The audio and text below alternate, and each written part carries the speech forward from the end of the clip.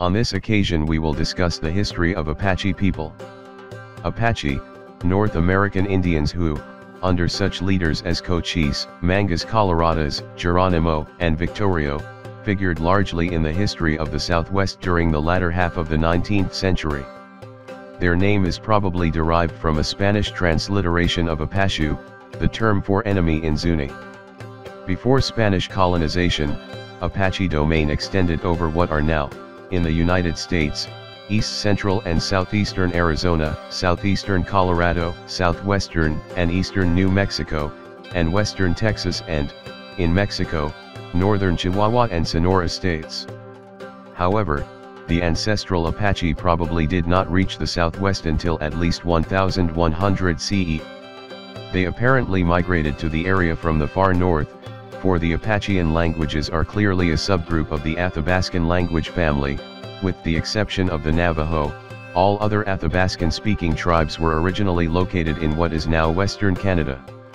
Although the Apache eventually chose to adopt a nomadic way of life that relied heavily on horse transport, semi-sedentary Plains Apache farmers were living along the Dismal River in what is now Kansas as recently as 1700.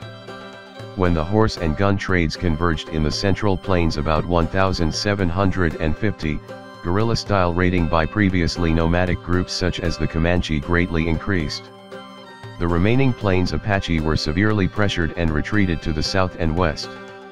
Culturally, the Apache are divided into Eastern Apache, which include the Mescalero, Jicarilla, Chiricahua, Lipan, and Kiowa Apache, and Western Apache, which include the Cibicu, Membreno, Coyotero, and Northern and Southern Tonto or Mogollon Apache.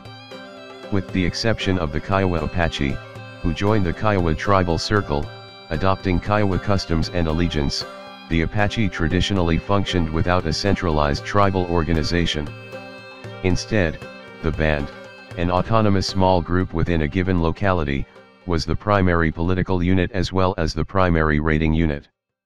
The strongest headman of a band was recognized as an informal chief, and several bands might be united under one leader. Chieftainship was thus an earned privilege rather than a hereditary one. Once the Apache had moved to the southwest, they developed a flexible subsistence economy that included hunting and gathering wild foods, farming, and obtaining food and other items from Pueblo villages via trade, livestock hunts, and raiding. The proportion of each activity varied greatly from tribe to tribe. The Jicarilla farmed fairly extensively, growing corn, maize, and other vegetables, and also hunted bison extensively. The Lipan of Texas, who were probably originally a band of Jicarilla, had largely given up farming for a more mobile lifestyle. The Mescalero were influenced by the Plains tribes' corn and bison-based economies, but their chief food staple was the mescal plant, hence the name Mescalero.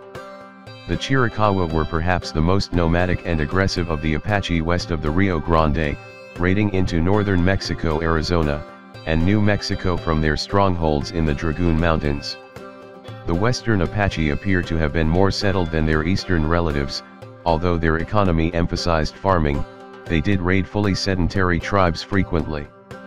One of the Western Apache tribes, the Navajo, traded extensively with the Pueblo tribes and was heavily influenced by these firmly agriculturist cultures. Although they were among the fiercest groups on the colonial frontiers of Mexico and the United States, and perhaps because of their confidence in their own military prowess, the Apache initially attempted to be friends of the Spanish, Mexicans, and Americans. As early as the 17th century, however, Apache bands were raiding Spanish missions. The Spanish failure to protect missionized Pueblo villages from Apache raids during a 5-year drought in the late 17th century may have helped to instigate the Pueblo Rebellion of 1680. During the Spanish retaliation immediately following the revolt, many Pueblo individuals took shelter with the Navajo. In 1858, a meeting at Apache Pass in the Dragoon Mountains between the Americans and the Chiricahua Apache resulted in a peace that lasted until 1861, when Cochise went on the warpath. This marked the beginning of 25 years of confrontation between U.S. military forces and the native peoples of the Southwest.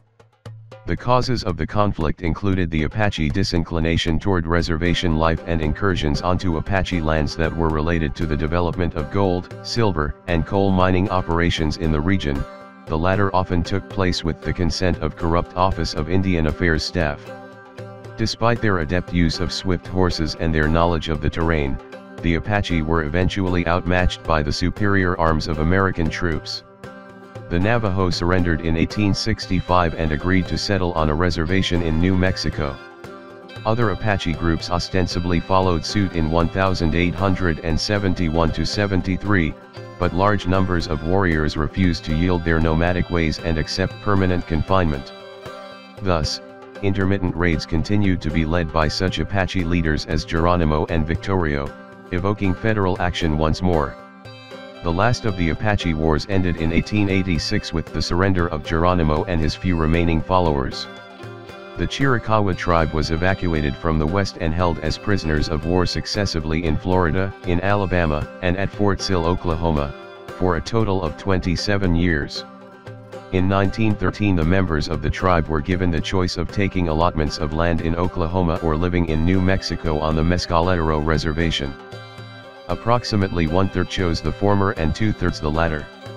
Apache descendants totaled some 100,000 individuals in the early 21st century. Thank you for following our videos.